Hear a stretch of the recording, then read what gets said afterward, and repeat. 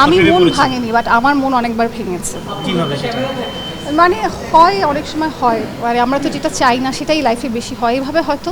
প্রথম বিষয়টা হচ্ছে কাইন্ড অফ ট্রেন্ড, মানুষ মনে করে, আমার যেটা ধারণা, ডেফিনেটলি এটা আপনারা কেউ পার্সোনালি নেবেন না বা অ্যাগ্রেসিভ হবেন না, আমার যেটা ধারণা এখনকার সময় এটা একটু কাইন্ড অফ গেম, সবাই এটাতে ফান খোঁজে বা মজা পায়, বা জিনিসটা আসলে আরেকটা মানুষের জন্য কেমন সেটা নিয়ে ভাবে না। আমাদের দুইটা পক্ষে ভাবা উচিত যে আমি যেটা করছি এটা আমার সামনের মানুষটাকে কীভাবে ইম্প্যাক্ট ফেলছে।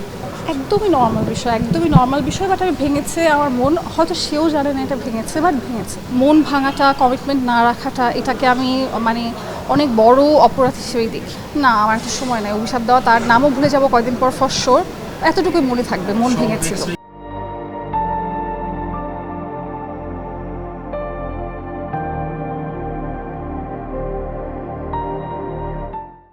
সোশ্যাল মিডিয়াতে আমার র্যান্ডমলি মেসেজ চেক করা হয় না, বাট খুব একটা অফার পাই না, কেউ অফার করে না আসলে।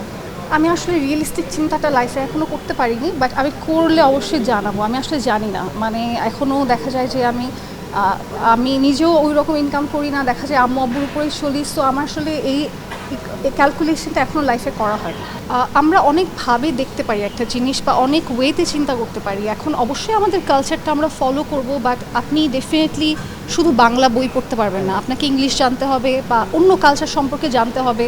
আপনি সামটাইমস সেটা ফলো করতে পারেন, আমি যেটা মনে করি, এটা আমার পার্সোনাল অপিনিয়ন, আপনি অন্য কালচারও সামটাইমস ফলো করবেন, এটাই নর্মাল। আমরা যদি একটা জায়গায় বসে থাকি, একটা লাইফে লিড করি, কিছু এক্সপ্লোর না করি, কিছু না দেখি, মানে এই লাইফটা বেঁচে থাকার কোনো মানে হয় না।